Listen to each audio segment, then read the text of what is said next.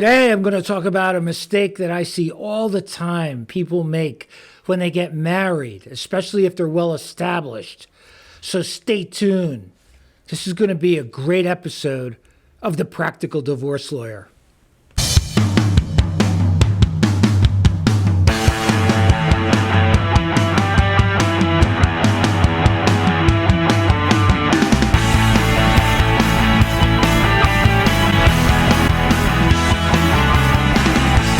Hey everybody, in case you're new here, I'm Jonathan Noble, divorce and family law attorney, licensed in Pennsylvania and New Jersey, the Garden State. I want to talk very briefly about something that I see an awful lot, way too often. That's where somebody owns a house before they get married. And they get married, maybe their spouse moves in, they get married, and then a short time later, maybe 2 or 3 years later, they get divorced, or 4 years later, they get divorced, and they're shocked to find out that that house is not theirs alone anymore. That's right. Any increase in value from the date of the wedding until the date of separation is a marital asset. And with real estate prices going up and up and up, that $200,000 or $300,000 house could be worth $500,000 now. Wow, imagine that.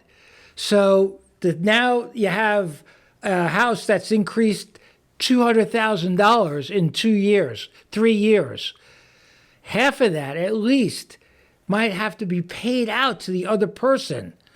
But wait a second, it was my house when we got married.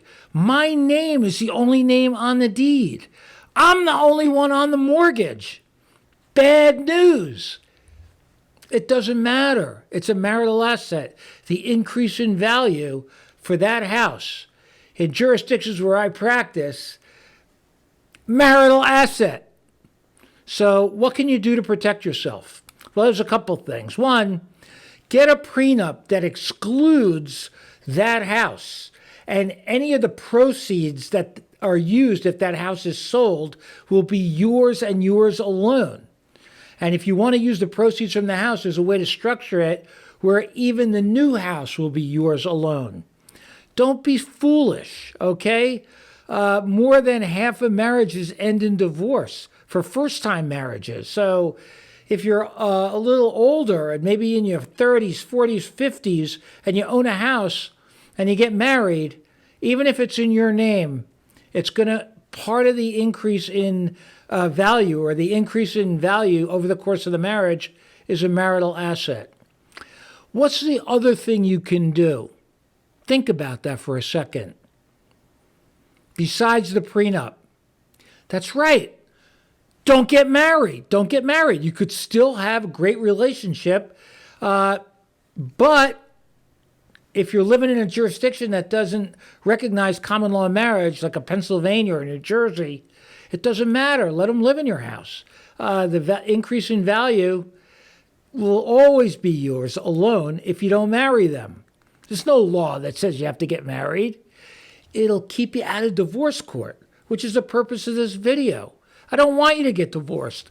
I don't want you to get screwed over either. But I've seen too many people with a big heart just get married, not think about the fact that any increase in value of their separate assets during the course of the marriage, unless you have a valid prenup, is coming in to the marital estate, and it's going to get whacked up at divorce. Listen, pass this along to somebody walking around blind, all right?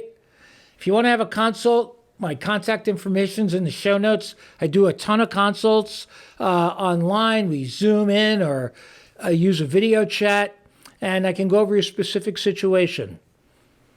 Share, like, drop a comment. Be smart and be careful out there.